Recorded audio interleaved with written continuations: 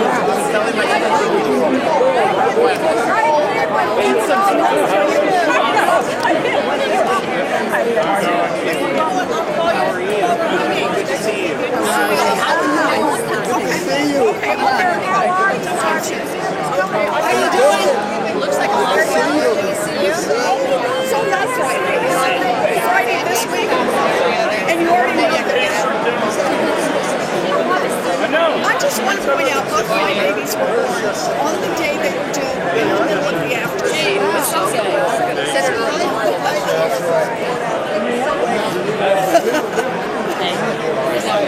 Well, exciting. Thank you.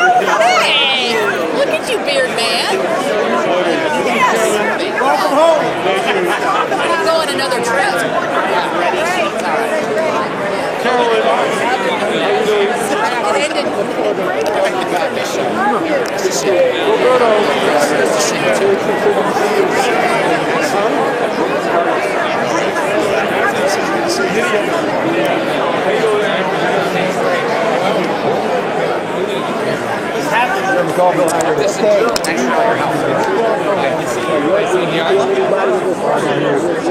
I'm not.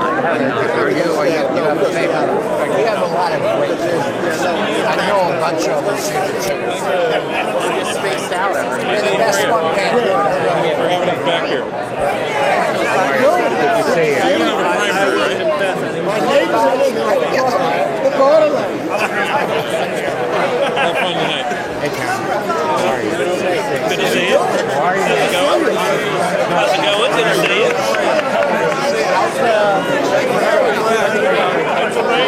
I doubt it. I think we'll be fine.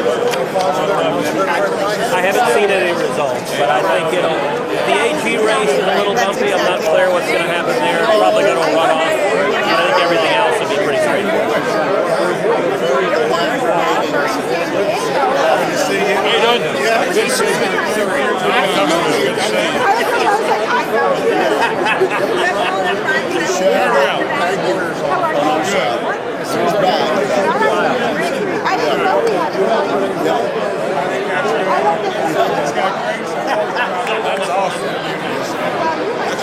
Hello, how you doing?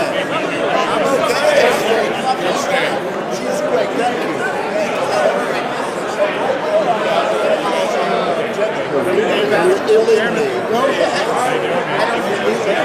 Where are all the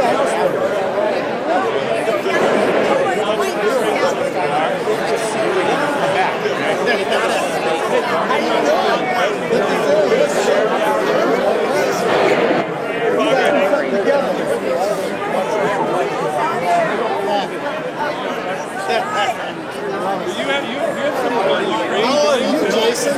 So you relieved yourself of the burden. I bet you are. I don't blame you. You're in good place. You're in a good place. Especially with what's coming anyway. I would like to go there. I don't blame you. Tell your lovely wife I miss her, all right? Hey, man! Yeah, we miss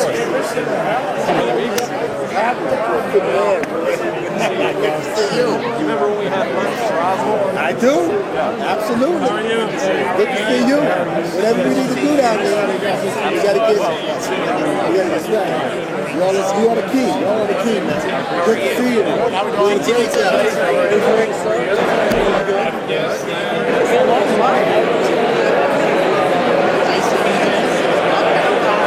It's going good. Thank you. Thank you. It is crazy times, that's all I can say. You know that, it is. Got your Ukraine covered.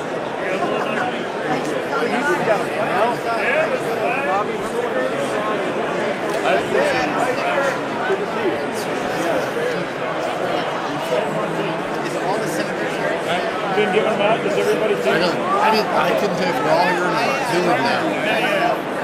Seems like about John Oh, yeah, aren't you ranking on ag? Hey! I'm ranking on agriculture. Excellent. Was chairman within the Dems group. Hopefully next time you'll be chair on ag and I'll be chair on agriculture. Great 1-2 punch. Then we'll do some good. Good deal. Good to see you. Hey!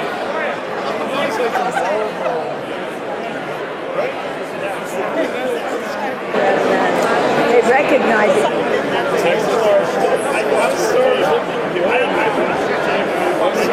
sorry.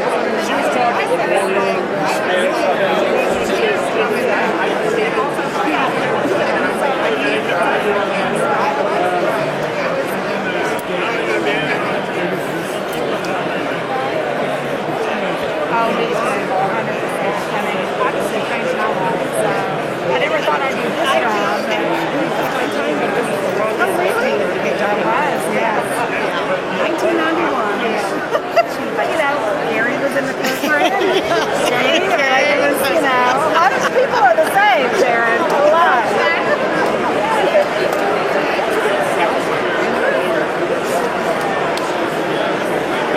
Lots of acquisitions.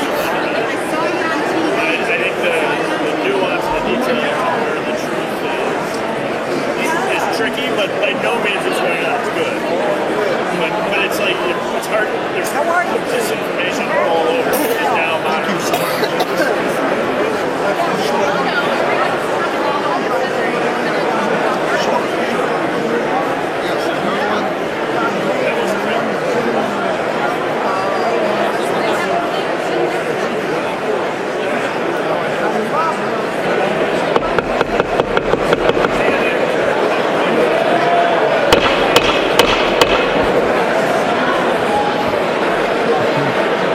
The joint session will come to order.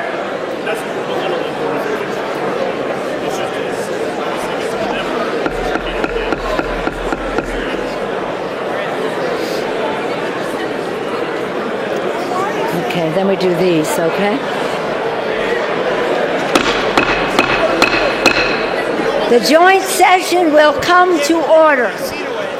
The chair appoints as members of the committee on the part of the House to escort the President of the United States into the chambers.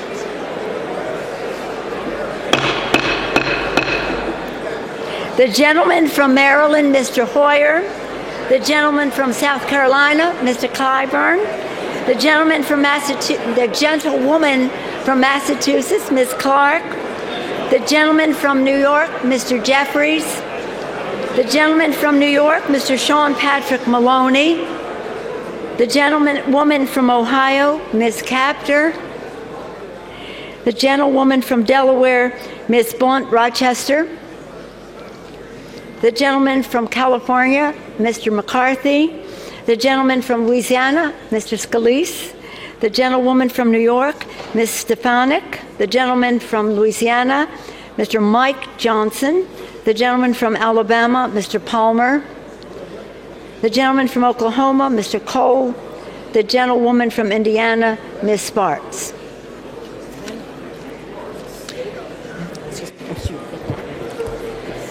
The President of the Senate, at the direction of that body, appoints the following senators as members of the Committee on the part of the Senate to escort the President of the United States into the House chamber. The Senator from New York, Mr. Schumer. The Senator from Vermont, Mr. Leahy.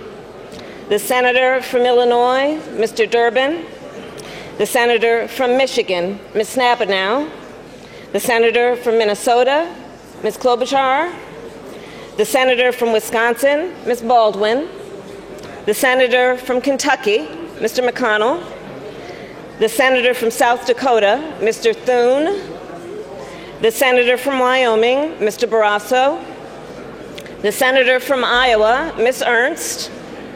The Senator from Missouri, Mr. Blunt. And the Senator from Iowa, Mr. Grassley.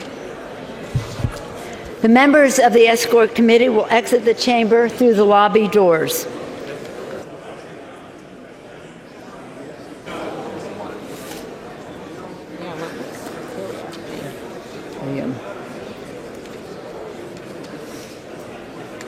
Now we wait for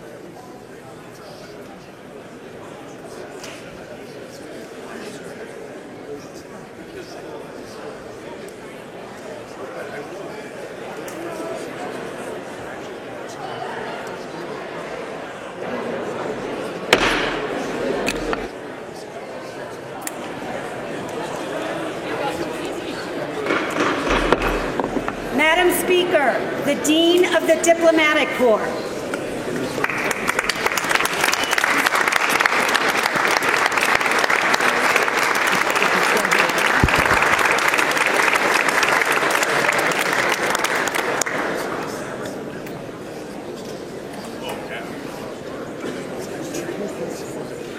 Cabinet is.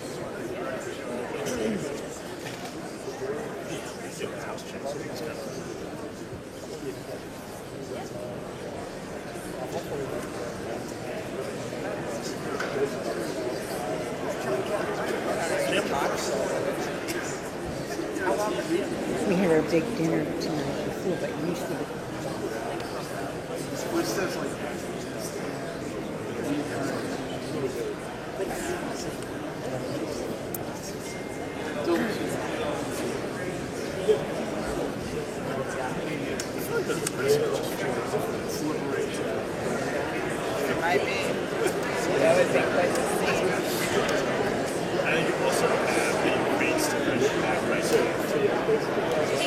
Depends on your camera, so you can see it. Love it. That was love. Okay. We have pirates. I'll think about it. This material is not It's not quite sticky material. My pointer. Just push it. That's how you create it. Good.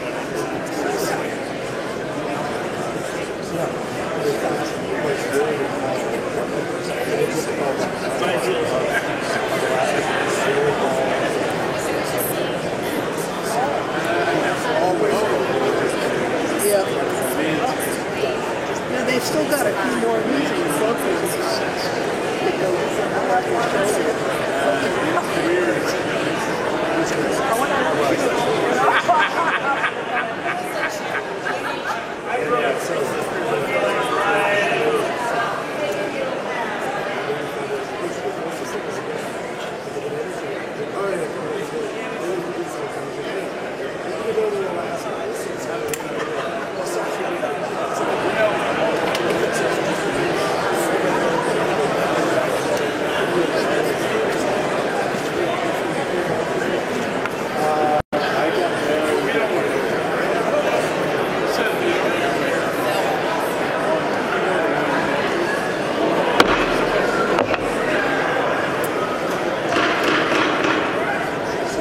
Madam Speaker, the Chief Justice and Associate Justices of the Supreme Court.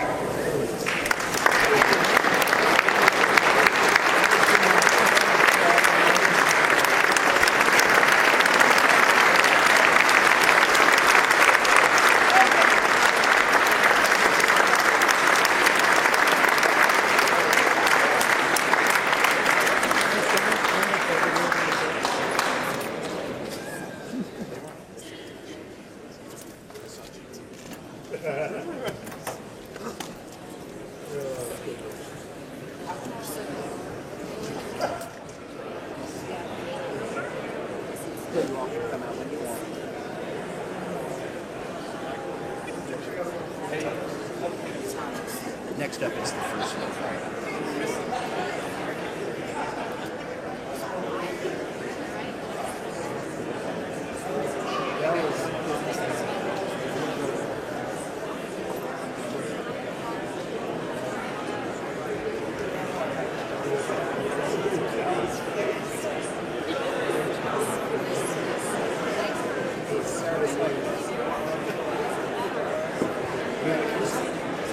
Yeah, I know. It's like,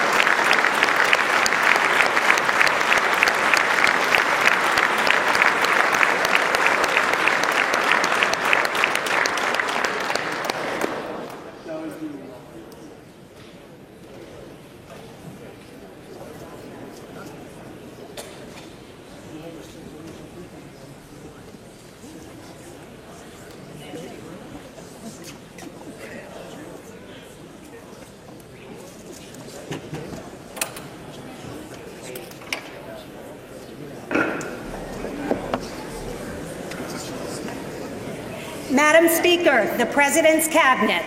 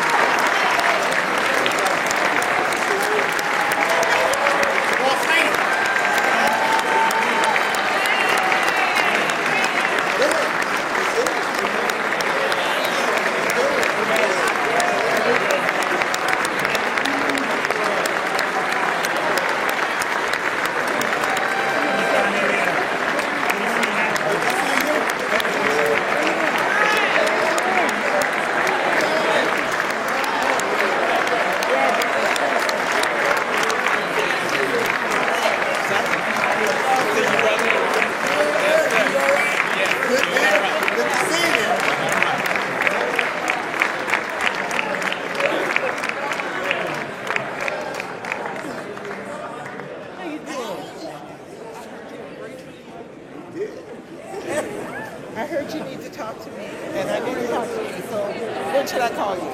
Tomorrow we can. And I'm Okay. going to do anything that we can. I call the few ambassadors.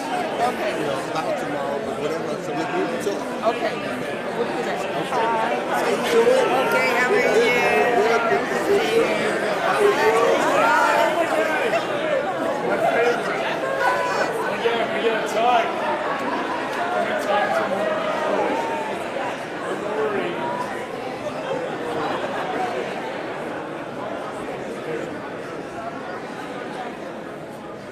Lisa, Chair Lisa. We'll talk.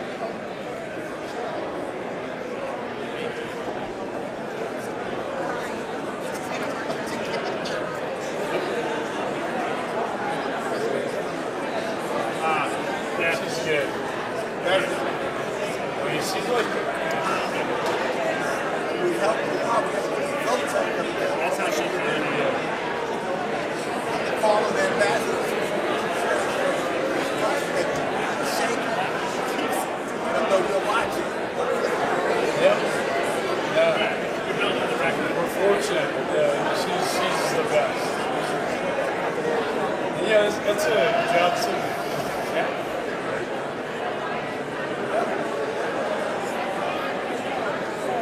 So, hey, Greg, who's next? It's my ninth term. I don't really know who's coming out next. You know, his states. Some guy that's supposed to be the most powerful man in the world. He goes, powerful man. Wow. And then you and I were like, what are we doing?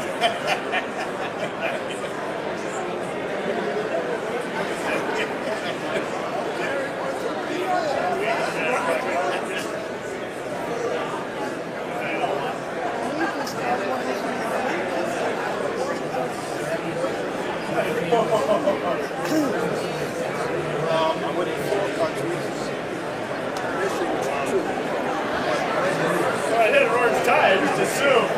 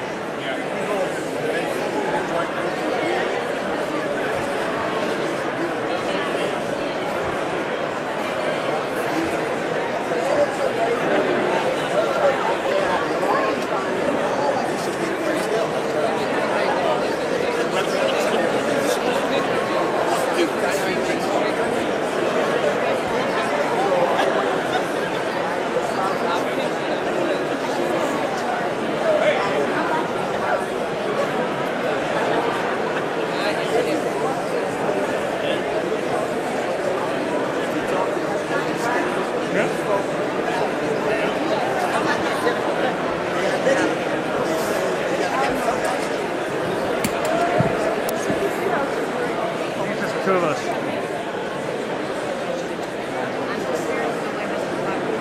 I don't even. Oh, there he is.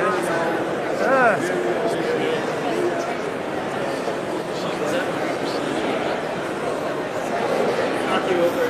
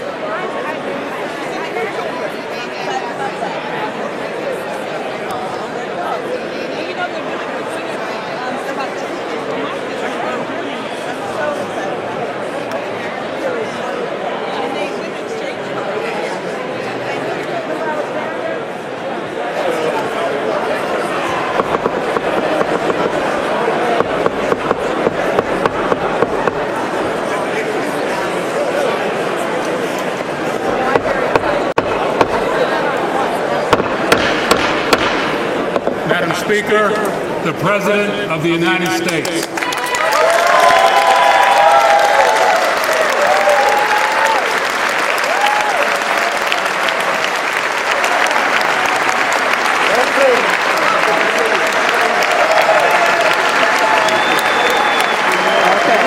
Let's see.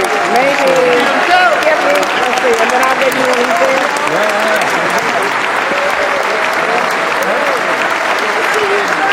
Yes, you are.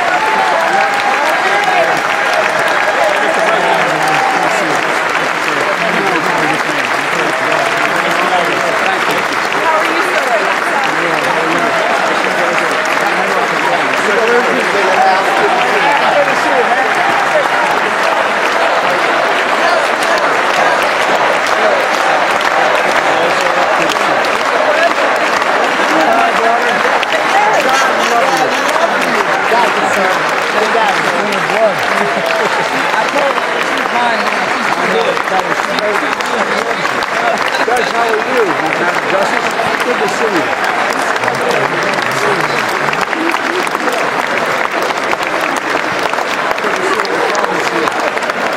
Chief, how are you? Thank you.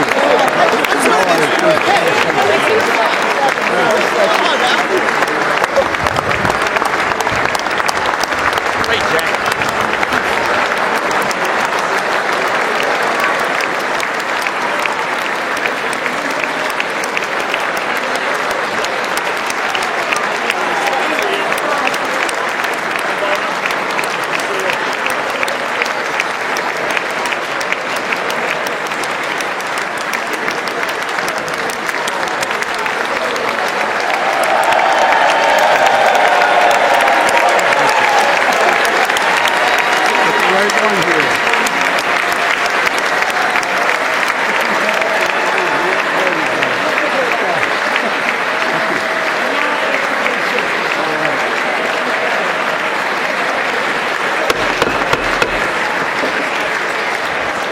Members of Congress, I have the high privilege and distinct honor of presenting to you the President of the United States.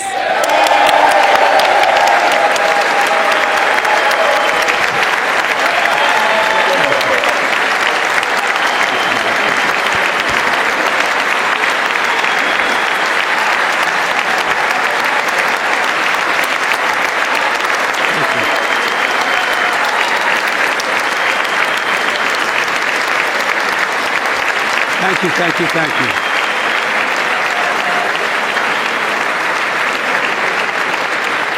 Thank you all very much. Thank you, General. Thank you. Thank you. Thank you all very, very much. Thank you. Please. Thank you so much. Madam Speaker, Madam Vice President, our First Lady and Second Gentleman, members of Congress and the Cabinet, Justices of the Supreme Court, my fellow Americans. Last year, COVID-19 kept us apart. This year, we're finally together again. Tonight,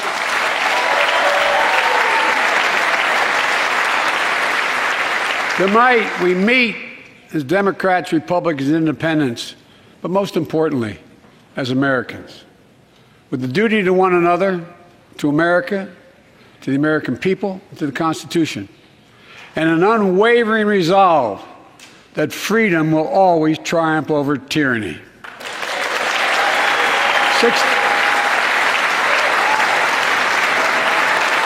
Thank you.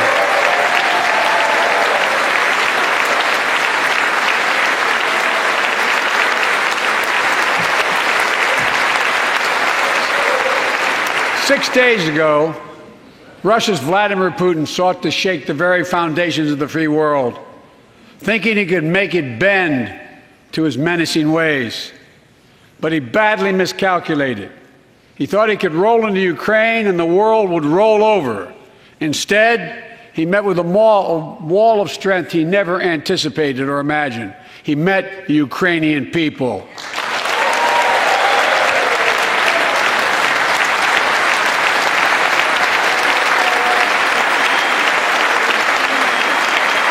President Zelensky, to every Ukrainian, their fearlessness, their courage, their determination literally inspires the world. Groups of citizens blocking tanks with their bodies, everyone from students to retirees to teachers, turned soldiers defending their homeland. And in this struggle, President Zelensky said in his speech to the European Parliament, "Light will win over darkness." The Ukrainian ambassador to the United States is here tonight, sitting with the First Lady. Let each of us, if you're able to stand and send an unmistakable signal to the world of Ukraine. Thank you. Thank you, thank you, thank you.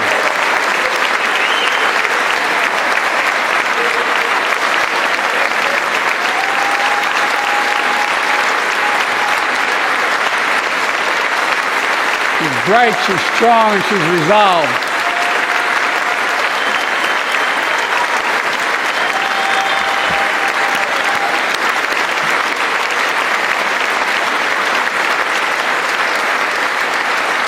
Yes, we, the United States of America, stand with the Ukrainian people. Throughout our history, we've learned this lesson.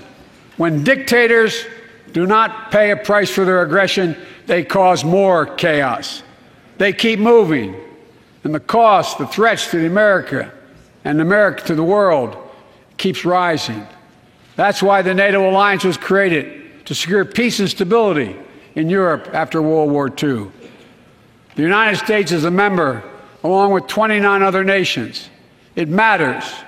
American diplomacy matters. American resolve matters. Putin's latest attack on Ukraine was premeditated and totally unprovoked. He rejected repeated efforts at diplomacy. He thought the West and NATO wouldn't respond. He thought he could divide us at home, in this chamber, in this nation. He thought he could divide us in Europe as well. But Putin was wrong. We are ready. We are united, and that's what we did. We stayed united. We prepared extensively and carefully. We spent months building coalitions of other freedom-loving nations in Europe and the Americas, from America to the Asian and African continents, to confront Putin. Like many of you, I spent countless hours unifying our European allies.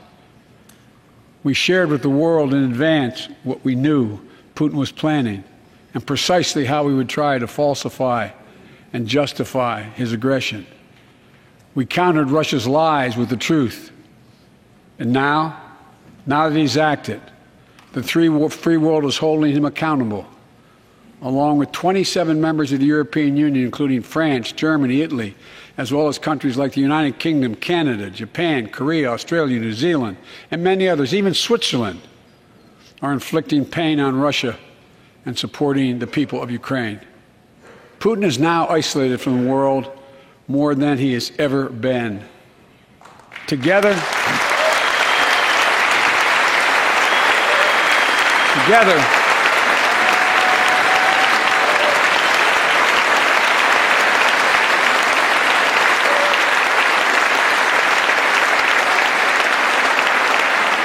along with our allies, we are right now enforcing powerful economic sanctions.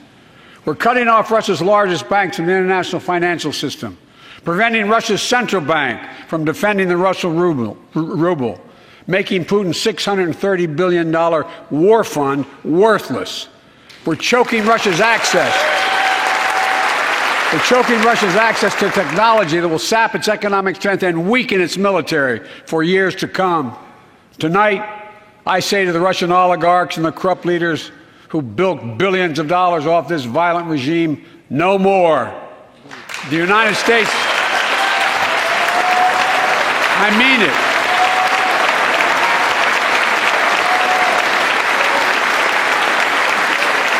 The United States Department of Justice is assembling a dedicated task force to go after the crimes of the Russian oligarchs. We're joining with European allies to find and seize their yachts, their luxury apartments, their private jets.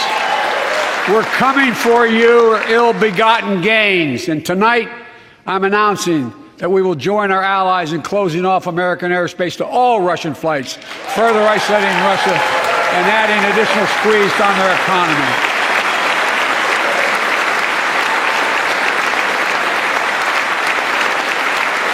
He has no idea what's coming. The ruble has already lost 30% of its value. The Russian stock market has lost 40% of its value, and trading remains suspended. The Russian economy is reeling, and Putin alone is the one to blame. Together with our allies, we're providing support to the Ukrainians in their fight for freedom. Military assistance, economic assistance, humanitarian assistance. We're giving more than $1 billion of direct assistance to Ukraine, and will continue to aid the Ukrainian people as they defend their country and help ease their suffering.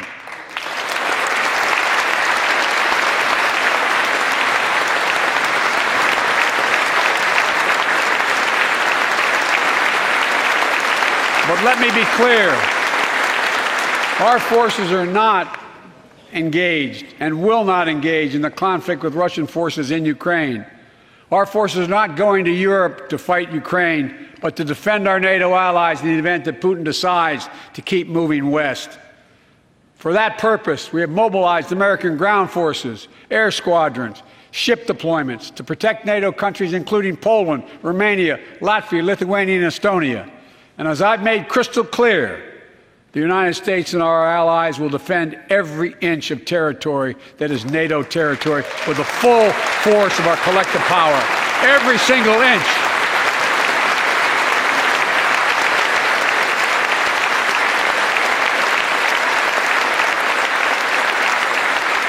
And we're clear-eyed. The Ukrainians are fighting back with pure courage. But the next few days, weeks, and months will be hard on them. Putin has unleashed violence and chaos, but while he may make gains on the battlefield, he'll pay a continuing high price over the long run. And a pound of Ukrainian people, the proud, proud people, pound for pound, ready to fight with every inch of energy they have. They've known 30 years of independence, have repeatedly shown that they will not tolerate anyone who tries to take their country backwards. To all Americans, I'll be honest with you, as I always promised I would be. A Russian dictator invading a foreign country has cost around the world. And I'm taking robust action to make sure the pain of our sanctions is targeted at the Russian economy, and that we use every tool at our disposal to protect American businesses and consumers. Tonight, I can announce the United States has worked with 30 other countries to release 60 million barrels of oil from reserves around the world. America will lead that effort, releasing 30 million barrels of our own strategic petroleum reserve. And we stand ready to do more if necessary, united with our allies. These steps will help blunt gas prices here at home, but I know news about what's happening can seem alarming to all Americans. But I want you to know we're going to be okay. We're going to be okay. When the history of this era is written, Putin's war in Ukraine will have left Russia weaker and the rest of the world stronger.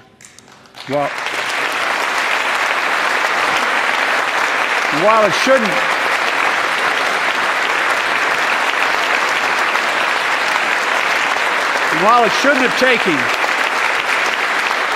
shouldn't have taken something so terrible for people around the world to see what's at stake, now everyone sees it clearly. We see the unity among leaders of nations, a more unified Europe, a more unified West. We see unity among the people who are gathering in cities and large crowds around the world, even in Russia, to demonstrate their support for the people of Ukraine. In the battle between democracy and autocracies, democracies are rising to the moment, and the world is clearly choosing the side of peace and security. This is the real test. And it's going to take time. So let us continue to draw inspiration from the iron will of the Ukrainian people. To our fellow Ukrainian Americans who forged the deep bond that connects our two nations, we stand with you. We stand with you. Putin may circle Kyiv with tanks, but he'll never gain the hearts and souls of the Iranian people. He'll never extinguish their love of freedom and he will never, never weaken the resolve of the free world.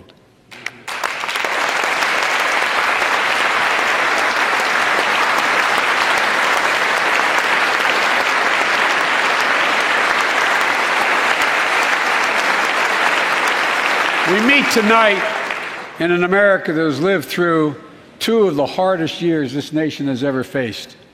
The pandemic has been punishing, and so many families are living paycheck to paycheck, struggling to keep up with the rising cost of food, gas, housing, and so much more. I understand, like many of you did. My dad had to leave his home in Scranton, Pennsylvania to find work. So like many of you, I grew up in a family when the price of food went up, it was felt throughout the family. It had an impact.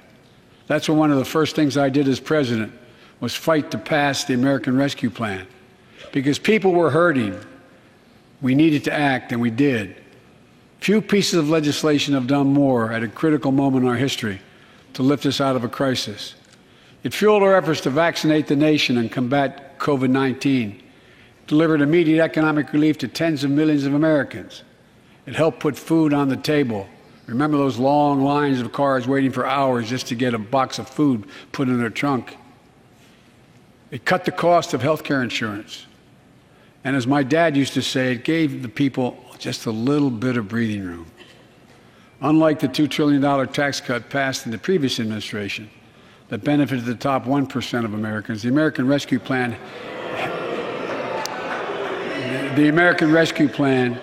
helped working people and left no one behind. Folks,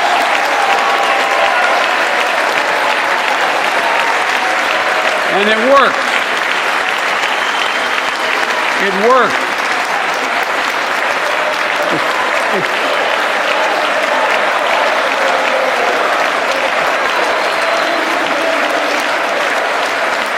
It worked. We created jobs, lots of jobs. In fact, our economy created over 6.5 million new jobs just last year. More jobs in 1 year than ever before in the history of the United States of America. The economy grew at a rate of 5.7 last year, the strongest growth rate in 40 years. And the first step in bringing fundamental change to our economy that hasn't worked for working people in this nation for too long. For the past 40 years, we were told that tax break for those at the top and benefits would trickle down and everyone would benefit. But that trickle-down theory led to a weaker economic growth, lower wages, bigger deficits, and a widening gap between the top and everyone else in nearly a century. Look, Vice President Harris and I ran for office, and I realize we had fundamental disagreements on this, but ran for office with a new economic vision for America. Invest in America, educate Americans, grow the workforce, build the economy from the bottom up and the middle out, not from the top down, because we know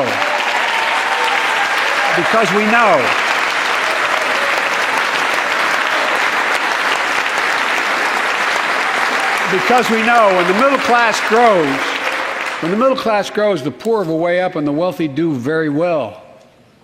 America used to have the best roads, bridges, and airports on earth, and now our infrastructure is ranked 13th in the world.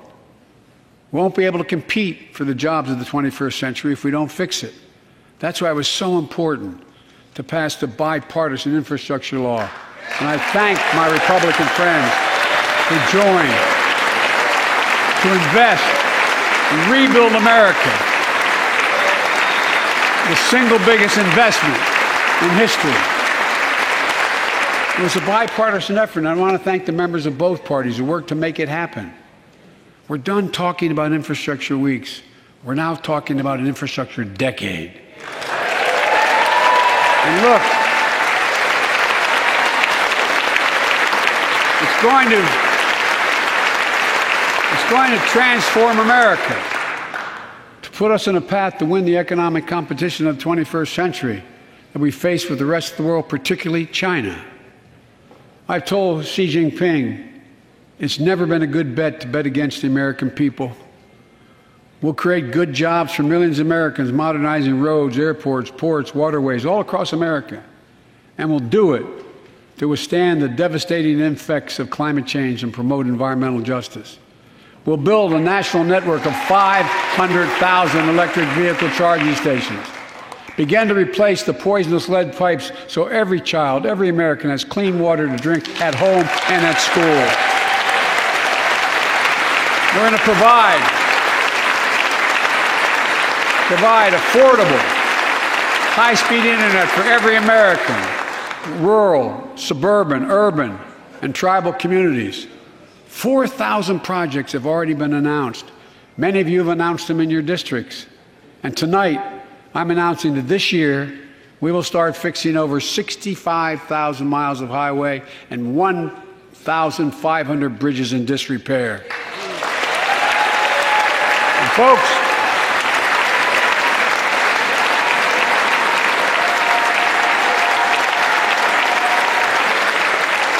when we use taxpayers' dollars to rebuild America, we're going to do it by buying America. Buy American products. Support American jobs. The federal government spends about $600 billion a year to keep this country safe and secure. There's been a law on the books for almost a century to make sure taxpayers' dollars support American jobs and businesses. Every administration, Democrat and Republican, says they'll do it, but we're actually doing it. We'll buy America to make sure everything from the deck of an aircraft carrier to the steel on highway guardrails is made in America from beginning to end. All of it. All of it.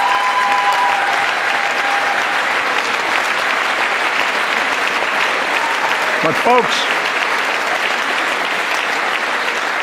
to compete for the jobs of the future, we also need a level playing field with China and other competitors. That's why it's so important to pass the Bipartisan Innovation Act sitting in Congress that will make record investments in emerging technologies and American manufacturing. We used to invest almost 2% of our GDP in research and development. We don't now. China is. Let me give you one example why it's so important to pass. If you travel 20 miles east of Columbus, Ohio, you'll find 1,000 empty acres of land. It won't look like much, but if you stop and look closely, you'll see a field of dreams, the ground on which America's future will be built. That's where Intel, the American company that helped build Silicon Valley, is going to build a $20 billion semiconductor megasite, up to 8 state-of-the-art factories in one place, 10,000 new jobs. And in those factories, the average job about $135,000 a year. Some of the most sophisticated manufacturing in the world to make computer chips the size of a fingertip, that power the world in everyday lives, from smartphones, technology to the internet, technology is yet to be invented. But that's just the beginning. Intel CEO Pat Gelsinger, who is here tonight, I don't know where Pat is. Pat, there you go, Pat, stand up.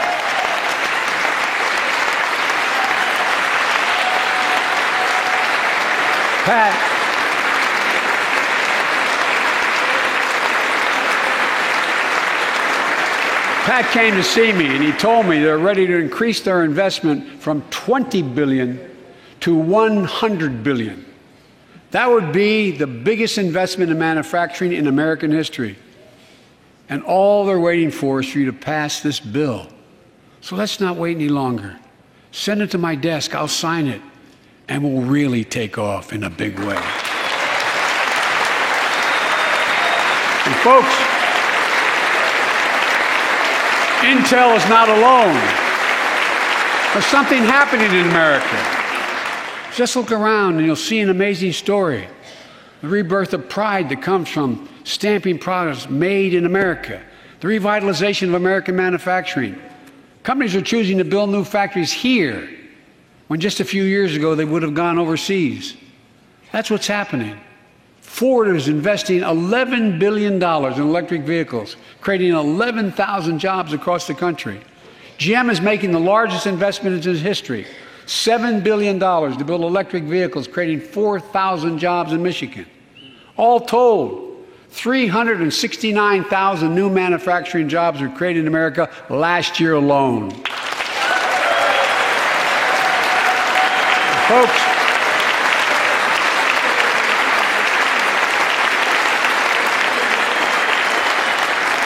powered by people I've met like JoJo Burgess from generations of union steelworkers in Pittsburgh, who's here tonight. Where are you, JoJo?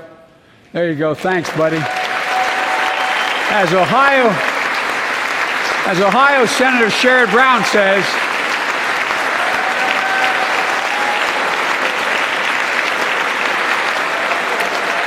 Sherrod Brown says it's time to bury the label Rust Belt. It's time to see what used to be called the Rust Belt become the home of a significant resurgence of manufacturing. And with all the bright spots in our economy, record job growth, higher wages, too many families are struggling to keep up with their bills. Inflation is robbing them of gains they thought otherwise they would be able to feel. I get it. That's why my top priority is getting prices under control. Look, our economy roared back faster than almost anyone predicted. But the pandemic meant that businesses had a hard time hiring enough people because of the pandemic to keep up production in their factories. So you didn't have people making those beams that went into buildings because they were out. The factory was closed. The panic also disrupted the global supply chain. Factories close. When that happens, it takes longer to make goods and get them to the warehouses, to the stores, and prices go up. Look at cars last year. 1/3 of all the inflation was because of automobile sales. There weren't enough semiconductors to make all the cars that people wanted to buy. And guess what? Prices of automobiles went way up, especially used vehicles as well. And so we have a choice. One way to fight inflation is to drive down wages and make Americans poorer. I think I have a better idea to fight inflation. Lower your costs, not your wages. Folks,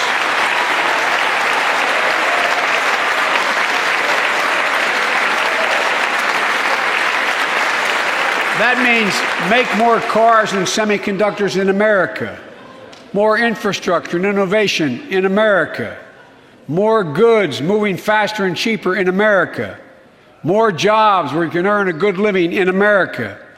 Instead of relying on foreign supply chains, let's make it in America. Look, economists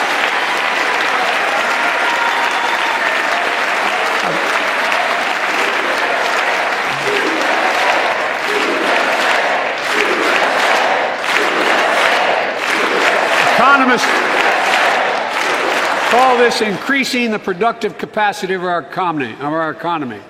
I call it building a better America. My plan to fight inflation will lower your costs and lower the deficit. 17 Nobel laureates in economics said my plan will ease long-term inflationary pressures. Top business leaders, and I believe most Americans support the plan. And here's the plan. First, cut the cost of prescription drugs. We pay more for the same drug produced by the same company in America than any other country in the world. Just look at insulin. 1 in 10 Americans has diabetes. In Virginia, I met a 13-year-old boy, the handsome young man standing up there, Joshua Davis. He and his dad both have type 1 diabetes, which means they need insulin every single day. Insulin costs about $10 a vial to make. That's what it costs the pharmaceutical company. But drug companies charge families like Joshua and his dad up to 30 times that amount. I spoke with Joshua's mom. Imagine what it's like to look at your child who needs insulin to stay healthy and have no idea how in God's name you're going to be able to pay for it. what it does to your family, but what it does to your dignity, your ability to look your child in the eye, to be the parent you expect yourself to be. I really mean to think about that. That's what I think about. You know, yesterday, Joshua's here tonight, but yesterday was his birthday. Happy birthday, buddy, by the way. For Joshua and 200,000 other young people with type 1 diabetes, let's cap the cost of insulin at $35 a month so everyone can afford it. And drug companies will do very, very well, their profit margin. While we're at it, I know we have great disagreements on this floor with this. Let's let Medicare negotiate the price of prescription drugs.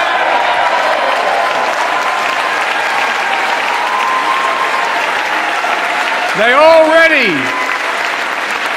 set the price for VA drugs. Look, the American Rescue Plan is helping millions of families with Affordable Care Act plans to save them $2,400 a year on their health premiums. Let's close the coverage gap and make these savings permanent. And second, let's cut energy costs for families, an average of $500 a year by combating climate change. Let's provide an investment tax credits to weatherize your home and your business, to be energy efficient and get a tax credit for it. Double America's clean energy production in solar, wind, and so much more. Lower the price of electric vehicles, saving another $80 a month that you're not going to have to pay at the pump. Folks,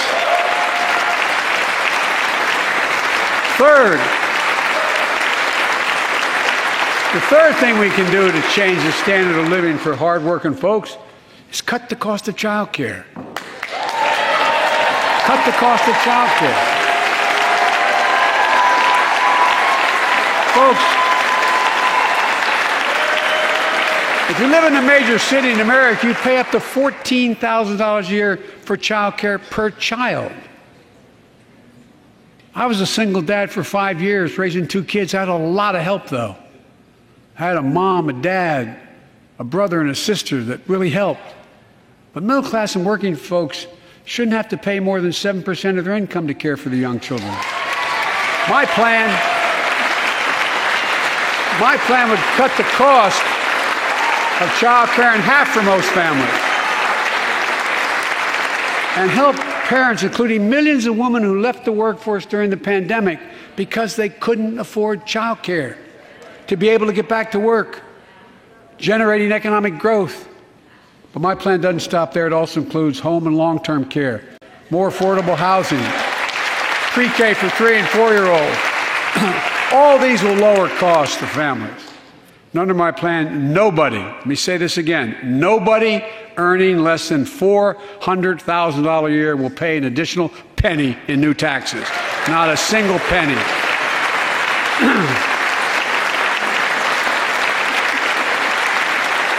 I may be wrong, but my guess is if we took a secret ballot in this floor, that we'd all agree that the present tax system ain't fair.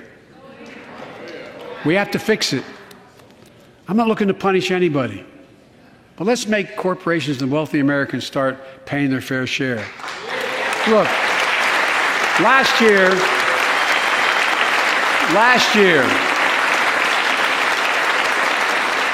and like Chris Coons and Tom Carper and my distinguished Congresswoman, we come from the land of corporate America. There are more corporations incorporated in America than every other state in America combined. And I still won 36 years in a row. The point is, even they understand they should pay just a fair share. Last year, 55 of the Fortune 500 companies earned $40 billion in profit and paid 0 in federal taxes. Now look, it's not fair. That's why I proposed a 15% minimum tax rate for corporations. And that's why in the G7 and other meetings overseas, I was able to be somewhat helpful. 130 countries agree on a global minimum tax rate. So companies can't get out of paying their taxes at home by shipping jobs and factories overseas. It'll raise billions of dollars. That's why I propose closing loopholes for the very wealthy who pay a lower tax rate than a teacher and a firefighter. So that's my plan, but we'll go in more detail later. We will grow the economy, lower the cost of families. So what are we waiting for? Let's get this done. We all know we've got to make changes. Folks,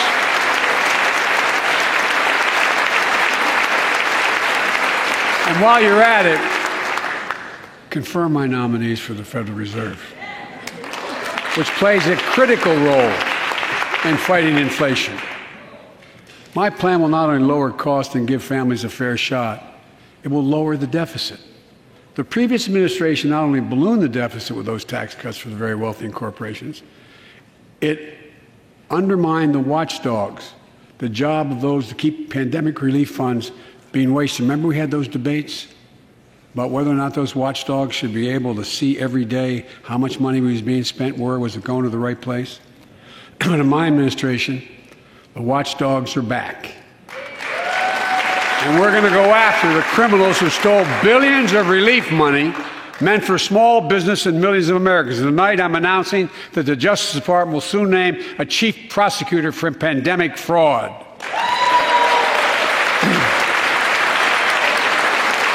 And look,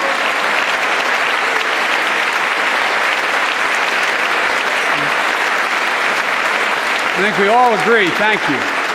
By the end of this year, the deficit will be down to less than half of what it was before I took office. The only president ever to cut the deficit by more than $1 trillion in a single year. Lowering your cost also meant demanding more competition. I'm a capitalist, but capitalism without competition is not capitalism. Capitalism without competition is exploitation. It drives up profits.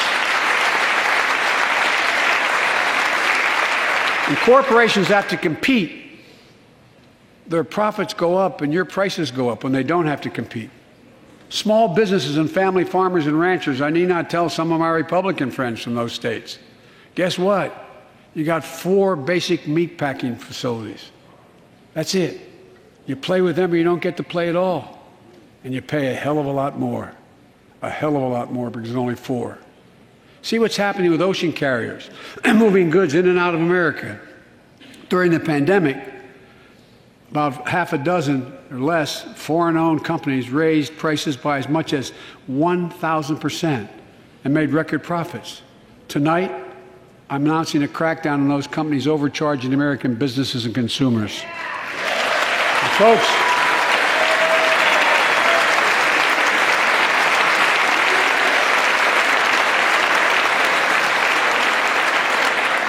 and as Wall Street firms take over more nursing homes, quality in those homes has gone down, and costs have gone up. That ends on my watch. Medicare is going to set higher standards for nursing homes and make sure your loved ones get the care they deserve and that they inspect and they will look at closely. We're also going to cut costs to keep the economy going strong and giving workers a fair shot, provide more training and apprenticeships, hire them based on skills, not just their degrees. Let's pass the Paycheck Fairness Act and paid leave. Raise the minimum wage to $15 an hour and extend the child tax credit so no one has to raise a family in poverty. Let's increase Pell Grants, increase our historic support for HBCUs, and invest in what Jill, our First Lady who teaches full-time, calls America's best-kept secret, community colleges. Look, let's pass the PRO Act. When a majority of workers want to form a union, they shouldn't be able to be stopped. When we invest in our workers and we build an economy from the bottom up and the middle out together, we can do something we haven't done in a long time. Build a better America. For more than 2 years, COVID has impacted every decision in our lives and the life of this nation. And I know you're tired, frustrated, and exhausted. That doesn't even count the close to 1 million people who sit at a dining room table or a kitchen table and look at an empty chair because they lost somebody. But I also know this. Because of the progress we've made, because of your resilience and the tools that we have been provided by this Congress. Tonight I can say we're moving forward safely back to more normal routines. We've reached a new moment in the fight against COVID-19, where severe cases are down to a level not seen since July of last year. Just a few days ago, the Center for Disease Control and Prevention issued a new mask guidelines. Under the new guidelines, most Americans and most of the country can now go mask-free. And based on projections, more of the country will reach a point across the next couple of weeks. And thanks to the progress we've made in the past year, COVID-19 no longer need control our lives. I know some are talking about living with COVID-19, but tonight I say that we never will just accept living with COVID-19. We'll continue to combat the virus as we do other diseases. And because this virus mutates and spreads, we have to stay on guard. And here are 4 common sense steps as we move forward safely, in my view. First, stay protected with vaccines and treatments. We know how incredibly effective vaccines are. If you're vaccinated and boosted, you have the highest degree of protection. And we'll never give up on vaccinating more Americans. Now, I know parents with kids under 5 are eager to see their vaccines authorized for their children. Scientists are working hard to get that done. We'll be ready with plenty of vaccines if and when they do. We're all ready. We are also ready with antiviral treatments. If you get COVID-19, the Pfizer pill reduces your chances of ending up in the hospital by 90%. I've ordered more pills than anyone in the world has. Pfizer is working overtime to get us 1 million pills this month and more than double that next month. And now we're launching the Test to Treat initiative. So people can get tested at a pharmacy, and if they prove positive, receive the antiviral pills on the spot at no cost. And folks, if you're immunocompromised or have some other vulnerability, we have treatments and free high-quality masks. We're leaving no one behind or ignoring anyone's needs as we move forward. On testing, we've made hundreds of millions of tests available, and you can order them for free to your doorstep. And we've already ordered free tests. If you already ordered free tests tonight, I'm announcing you can order another group of tests. Go to covidtest.gov starting next week, and you can get more tests. Second, we must prepare for new variants. Over the past, we've gotten much better at detecting new variants. If necessary, we'll be able to develop new vaccines within 100 days instead of maybe months or years. And if Congress provides the funds we need, we'll have new stockpiles of tests, masks, pills ready if needed. I can't promise a new variant won't come, but I can promise you we'll do everything within our power to be ready if it does. Third,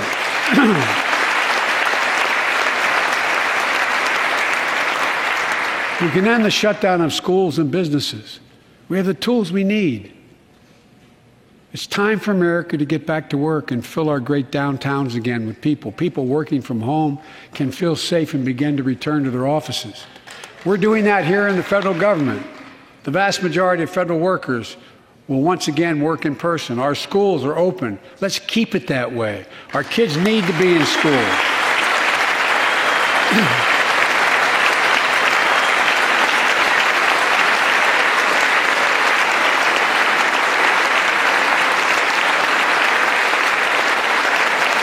With 75% of adult Americans fully vaccinated and hospitalizations down by 77%, most Americans can remove their masks and stay in the classroom and move forward safely. We achieved this because we provided free vaccines, treatments, tests, and masks. Of course, continuing this costs money, so I'll not surprise you. I'll be back to see you all. And I'm going to soon send a request to Congress. The vast majority of Americans have used these tools and may want again. We may need them again, so I expect Congress, and I hope you'll pass that quickly. Fourth, we'll continue vaccinating the world. We've sent 475 million vaccine doses to 112 countries, more than any nation on earth. We won't stop because you can't build a wall high enough to keep out a vaccine. The vaccine can stop the spread of these diseases. You know, we've lost so much in COVID-19. Time with one another. The worst of all, the loss of life. Let's use this moment to reset. So stop looking at COVID as a partisan dividing line. See it for what it is, a god-awful disease. Let's stop seeing each other as enemies and start seeing each other for who we are, fellow Americans. Look.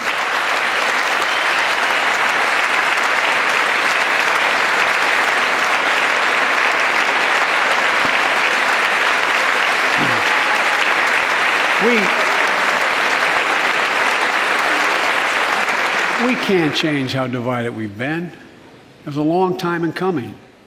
But we can change how to move forward on COVID-19 and other issues that we must face together. I recently visited New York City Police Department days after the funerals of Officer Wilbur Mora and his partner, Officer Jason Rivera. They were responding to a 9/11 call when a man shot and killed them with a stolen gun.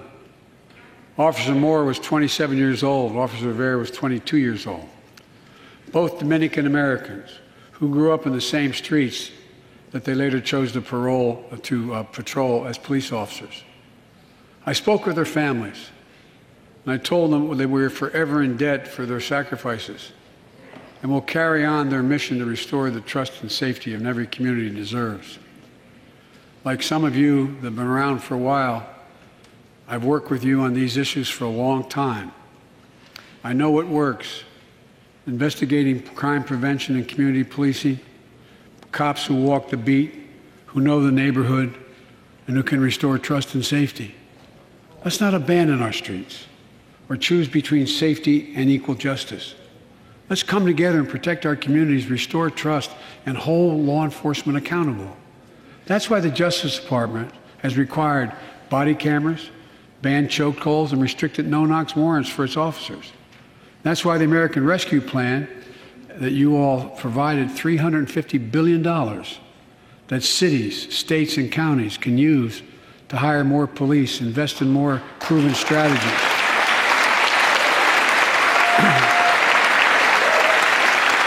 Proven strategies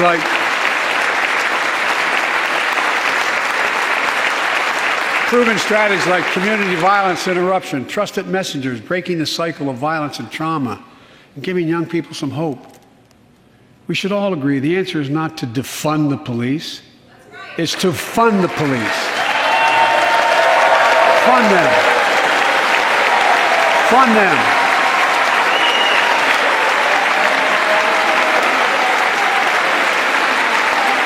Fund them with resources and training.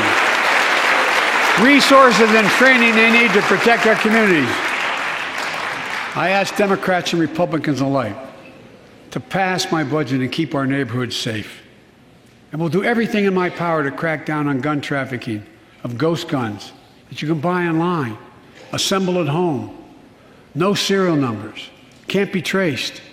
I ask Congress to pass proven measures to reduce gun violence. Pass universal background checks. Why should anyone on the terrorist list be able to purchase a weapon? Why? Why? And folks, ban assault weapons with high-capacity magazines that hold up to 100 rounds. You think the deer are wearing Kevlar vests? Look, repeal the liability shield that makes gun manufacturers the only industry in America that can't be sued. The only one. Imagine had we done that with the tobacco manufacturers. These laws don't infringe on the Second Amendment. They save lives. The most fundamental right in America is the right to vote and have it counted. And look, it's under assault. In state after state, new laws have been passed. Not only to suppress the vote, we've been there before, but to subvert the entire election. We can't let this happen. Tonight I call on the Senate to pass the Freedom to Vote Act, pass the John Lewis Act, Voting Rights Act. And while you're at it, pass the Disclose Act so Americans know who's funding our election. Look, tonight, I like to honor someone who dedicated his life to serve this country. Justice Breyer, an Army veteran, constitutional scholar, retiring Justice of the United States Supreme Court. Justice Breyer, thank you for your service. Thank you, thank you, thank you. I mean it. Get up, stand, let them see you. Thank you.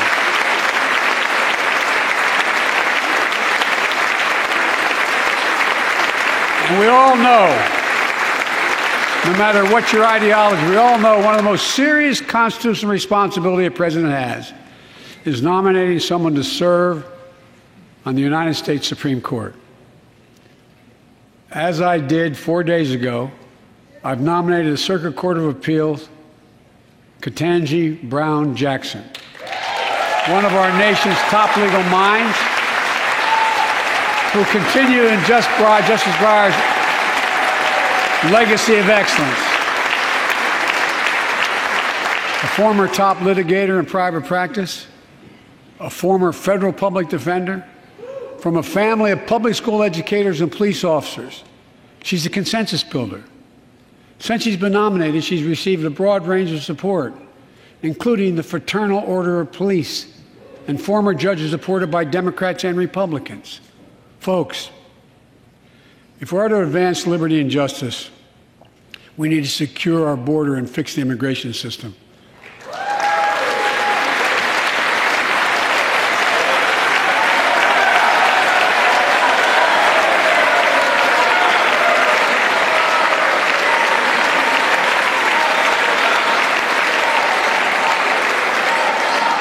And as you might guess, I think we can do both.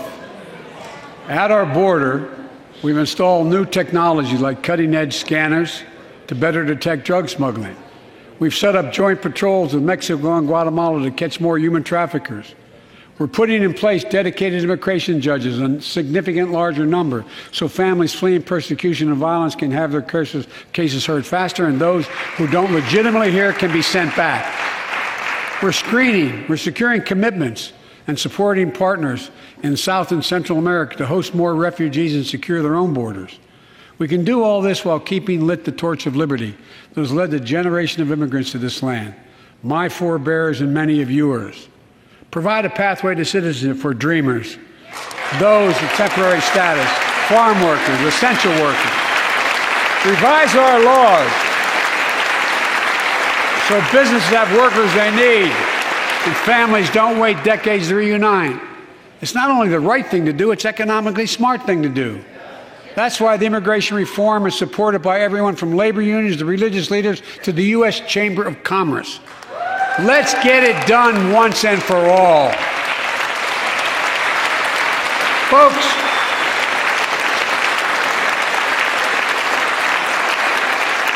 advancing liberty and justice also requires protecting the rights of women. The constitutional right affirmed by Roe v. Wade, standing precedent for half a century, is under attack as never before. If you want to go forward, not backwards, we must protect access to health care, preserve a woman's right to choose, and continue to advance maternal health care for all Americans. And folks, for our LGBTQ plus Americans, let's finally get the Bipartisan Equality Act to my desk. The onslaught of state laws targeting transgender Americans and their families, it's simply wrong. And I said last year, especially to our younger transgender Americans, I'll always have your back as your president so you can be yourself and reach your God-given potential. Folks,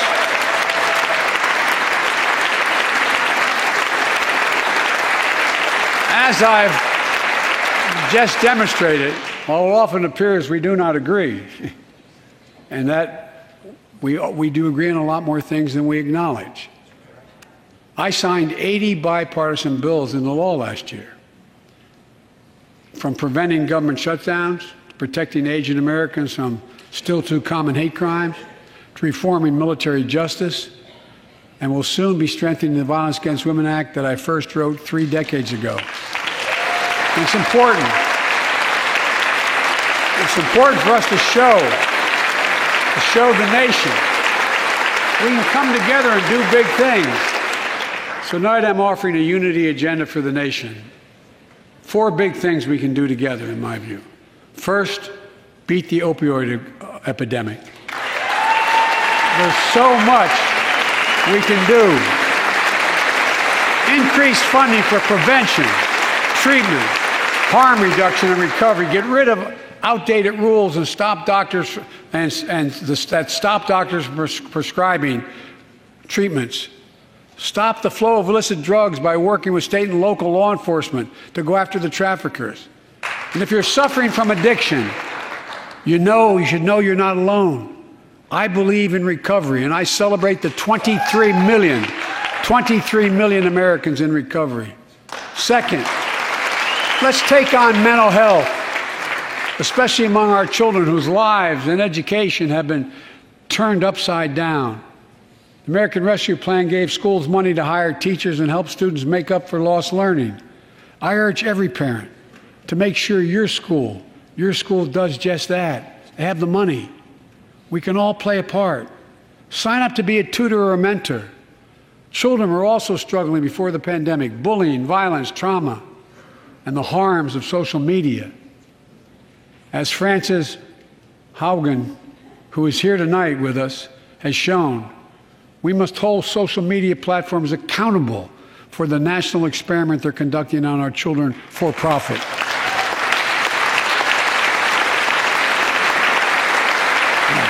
Folks, thank you.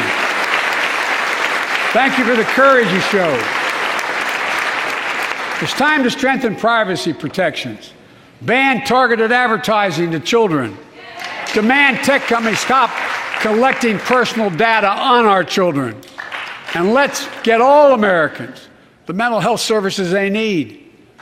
More people can turn for help, and full parity between physical and mental health care if we treat it that way in our insurance. Look,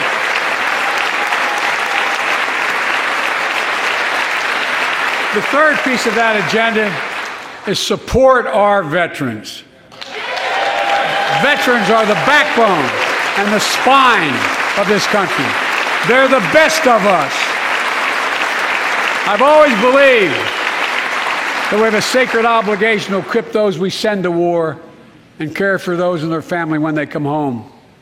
My administration is providing assistance in job training, housing, and now helping lower-income veterans get VA care debt-free. And our troops in Iraq and Afghanistan have faced many dangers, one being stationed at bases breathing in toxic smoke from burn pits. Many of you have been there. I've been in and out of Iraq and Afghanistan over 40 times. These burn pits that incinerate waste, the waste of war, medical and hazardous material, jet fuel, and so much more. And they come home, many of the world's fittest and best trained warriors in the world. Never the same. Headaches, numbness, dizziness. A cancer that would put them in a flag-draped coffin. I know. One of those soldiers was my son, Major Bo Biden. I don't know for sure if the burn pit that he lived near, that his hooch was near, in Iraq and earlier than that in Kosovo, is the cause of his brain cancer, the disease of so many other troops. But I am committed to find out everything we can, committed to military families like Danielle Robinson from Ohio, the widow of Sergeant First Class Heath Robinson. He was born a soldier, Army National Guard, combat medic in Kosovo and Iraq, stationed near Baghdad, just yards from burn pits the size of football fields. Danielle is here with us tonight. They love going to Ohio State football games.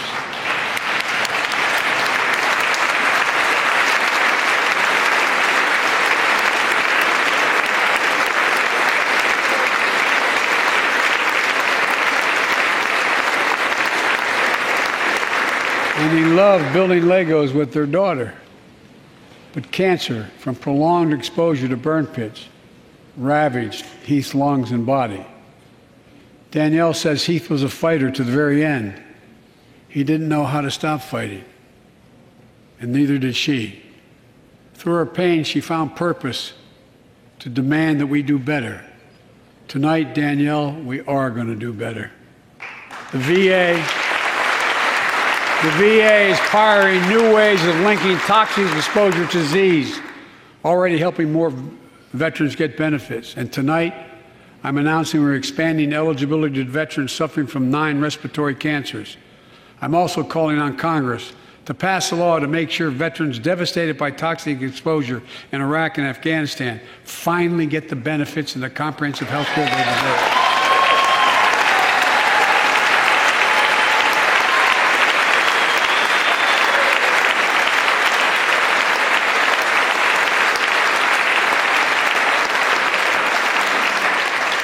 And fourth and last, let's end cancer as we know it. This is personal.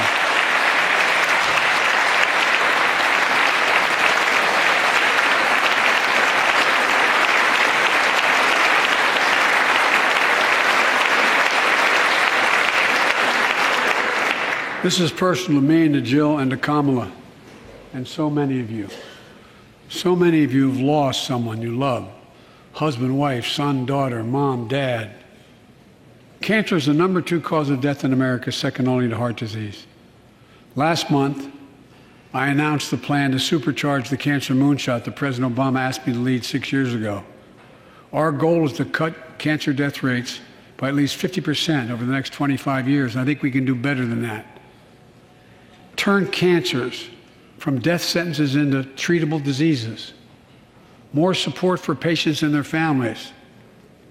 To get there, I call on Congress to fund what I call ARPA-H, Advanced Research Projects Agency for Health, patterned after DARPA in the Defense Department. Projects that led in DARPA to the internet, GPS, and so much more to make our forces more safer and be able to wage war with more clarity. ARPA will have a singular purpose: to drive breakthroughs in cancer, Alzheimer's and diabetes, and more. A unity agenda for the nation. We can do these things. It's within our power, and I don't see a partisan edge to any one of those 4 things. My fellow Americans, tonight we've gathered in this sacred space, a citadel of democracy, in this Capitol. Generation after generation of Americans have debated great questions amid great strife and have done great things. We fought for freedom, expanded liberty, debated totalitarianism and terror. We built the strongest, freest, and most prosperous nation the world has ever known. Now is the hour, our moment of responsibility, our test of resolve and conscience, of history itself. It is in this moment that our character of this generation is formed.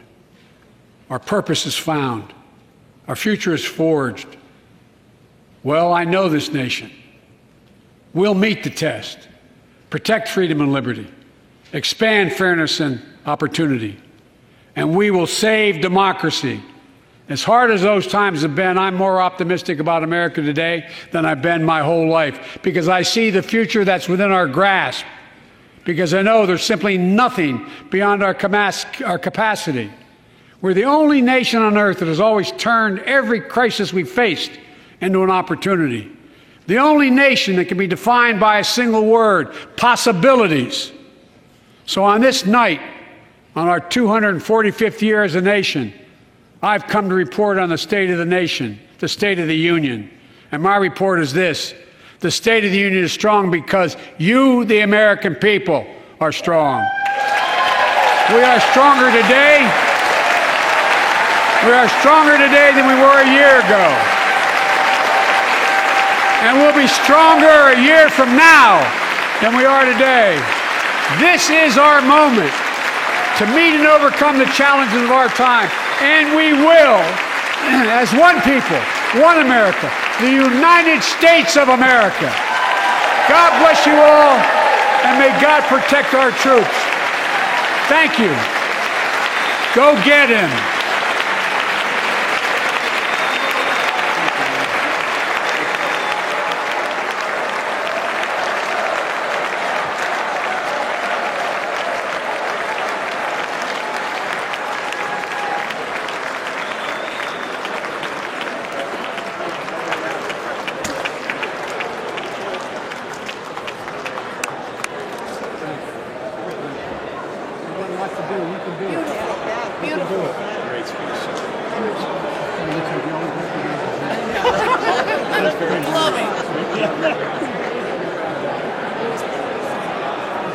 Thank you. Good to see you guys. Well, You are the very best in the whole damn world. You know. The whole world looking at you. That's it. Good to see you. Great job. Great job. Thank you. Thank you. Beautiful job. That's a great compliment coming from you, kid. Thank you. Thank you. Thank you. Well done, Mr. President. Great clothes. Thank you, man. Well done, Mr. President. Well done. Thanks again for coming to Colorado. Thank you, man. Tommy. Eat it again. Too much. Good job.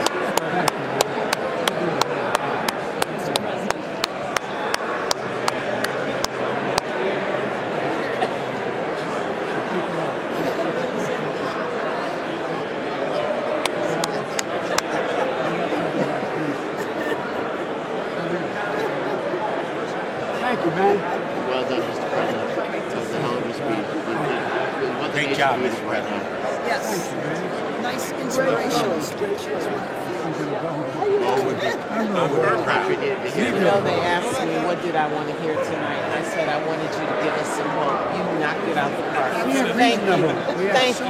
Thank you. Great job. Besides, we got the best damn generals in the world. I'll tell you what.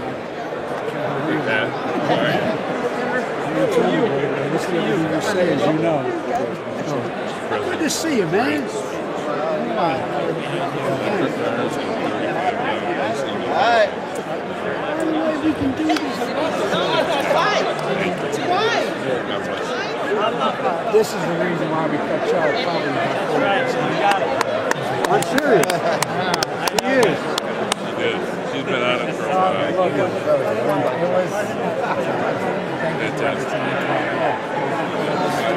We can do this.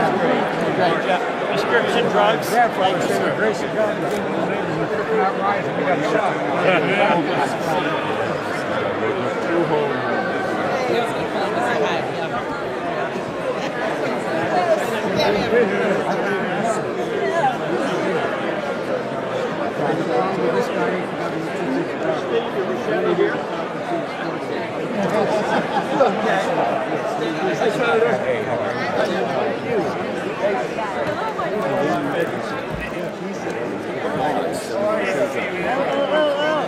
Thank you, Justin.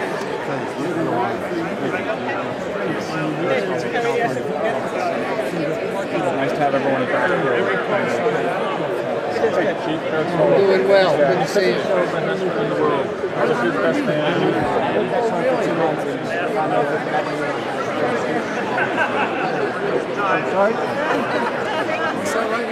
Absolutely.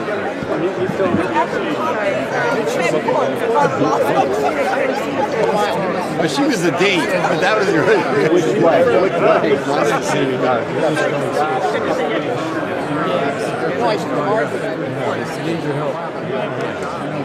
What you going to do now? Thank you so much twice tonight. Thank you for everything. Oh, it's going to be huge, right, Registry? Thank you. Oh my gosh. I didn't know, I knew that. If you know those two words, bulldozer. I mean, that's what it was.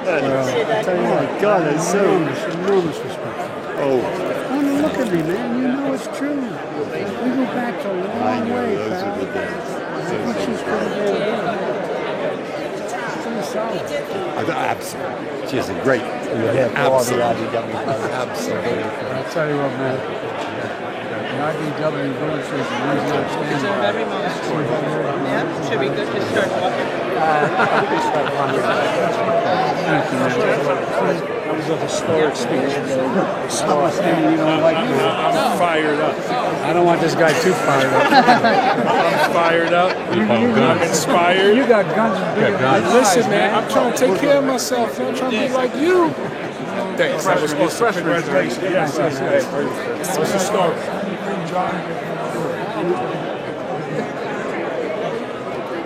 I mean it. People at home, we should in addition, absolutely. Thanks for talking about children and mental health. From Northwest Indiana, it's good to see you very well. Steel workers, Joe. It's great to have him here. Relay the message.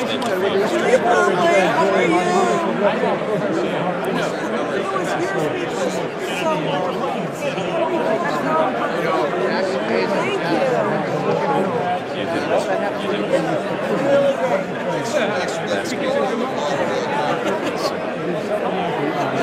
Good job, my brother. Thank you. Thanks for what you're doing.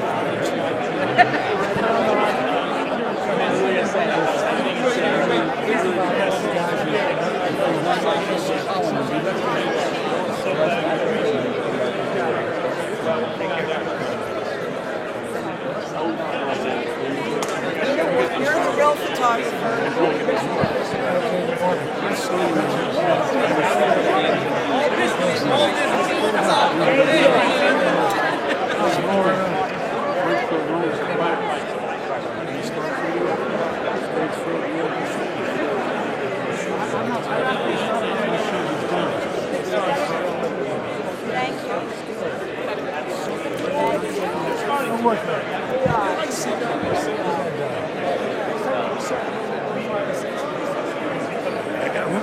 Sorry, I got me okay. Take off.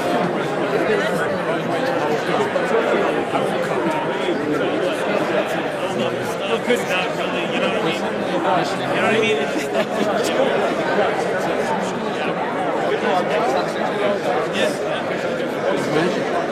It's a solid.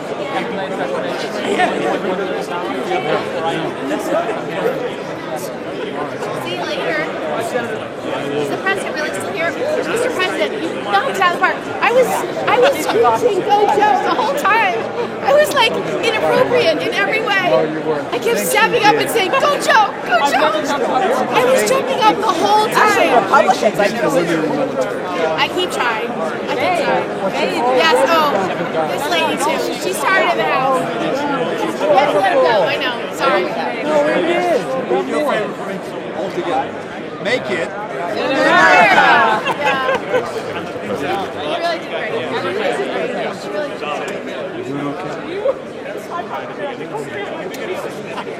Yeah, he literally said all the high points over and over again. It's like all our favorite films.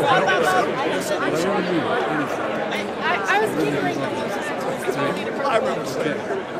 All right, I'm going the right way. Mr. President, Al Green. I know, Al. You can't hide behind that mask. I want your signature on your, this is your card. Okay. Thank you so much. I greatly appreciate it. As a matter of fact, I'm going to get a selfie with you. Give him the camera. He'll do it for you. Okay, let's do it.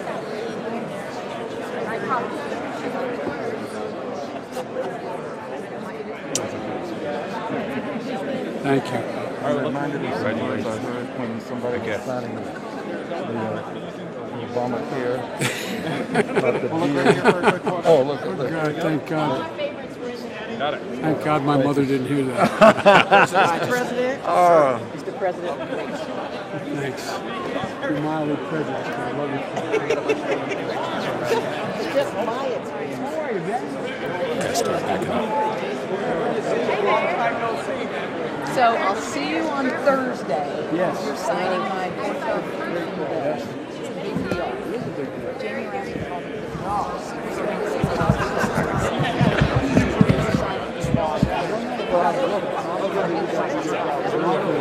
That's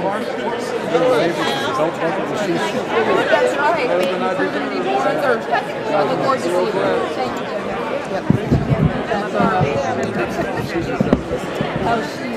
She comes from an incredible family. Her sister used to run my Delaware operation, and her dad, besides being an All-American high school, invented the Tony Archibald. And the dean of her delegation. I did get to visit, you know, I carried the Bible at the parents. I said it, so I got trained like that because he realized it and he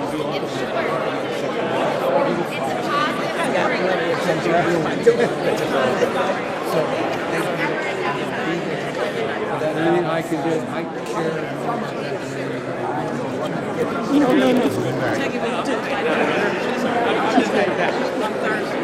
and I think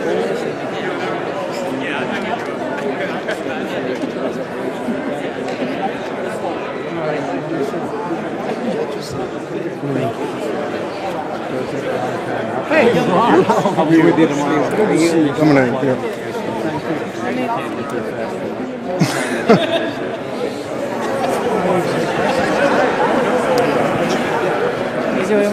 Thank you. Good to see you again.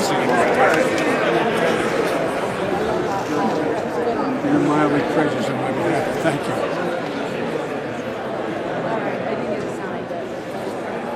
I'm with you. No, I get it. what do you think? Oh, Lord. Look at this. Go Bears. Look at this. Oh. from the Ukrainian embassy for you and for your spouse. I love this lady. Okay, Marcy, I'm gonna.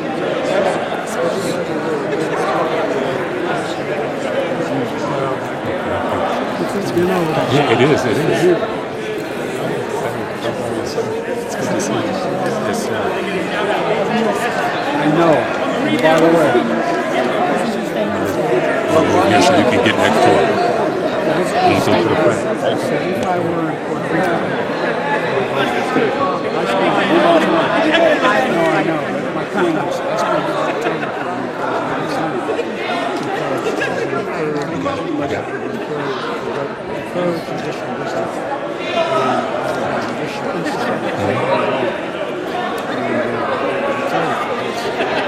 support. Guess what? I ain't feeling okay.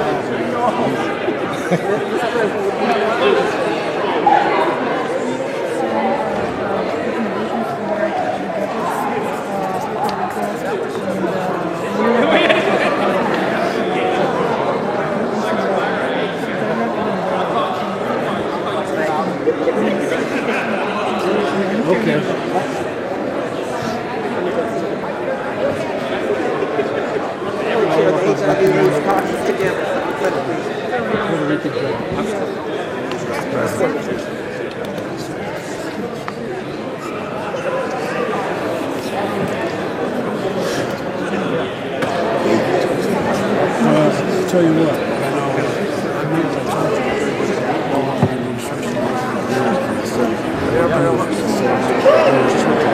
We got spoiled last year. Oh, I know. We got yeah, last year this was like This part was easy, we were yes. and out. Thank you. I tell you what, I spent an hour and 5 minutes I just came back from Ukraine myself. Oh, yeah. I don't know. Yeah, please look at I do, yeah.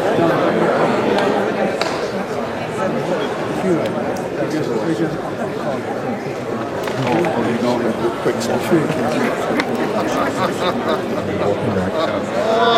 Mix.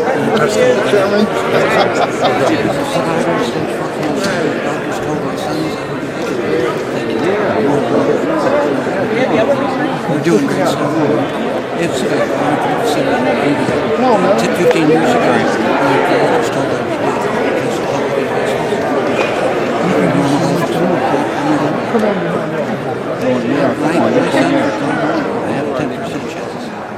You'll take it. I'll get you the back. Keep at it. Derek. Yeah, how you doing, Derek? Thank you for talking about this. Just on Friday, I introduced a bill, 9 Democrats, 9 Republicans, to do what we're calling the Civic Bridge Building Pilot through America. I'm working with Michael and the team there, and trying to do these things that can help bring people together. We have to. Why can we get it done? Except the guy on the left. You gotta be careful. Yeah, well, always.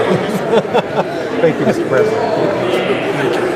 Mr. President, thank you so much for your shout out on the past back and the benefits of where we're going to be out here. Yes, sir. Good to see you. Good to see you as well. It's a great school. I like to know who the hell you have about. Oh, get out of here. Come on, let's go shopping. Yeah, let's go shopping. Can we get a photo? Yeah, come on, jump in. All right, I'll get one here. All right, get your face in there. Let me go back this way. All right, Now he's got something on you guys. You better be careful. He's got the.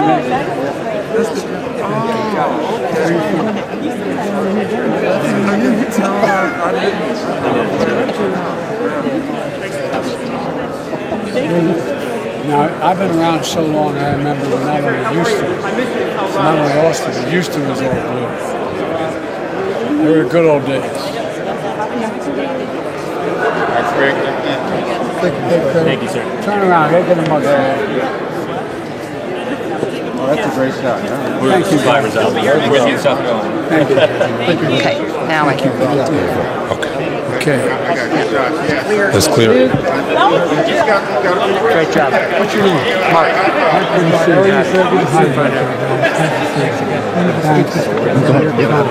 Excuse me. Thank you. How are you? How are you, Mr. President? Well, thanks for smiling. Yo, I was inspired tonight. Is that a belt, Chelsea? That's exactly. Divine night. There you go, man.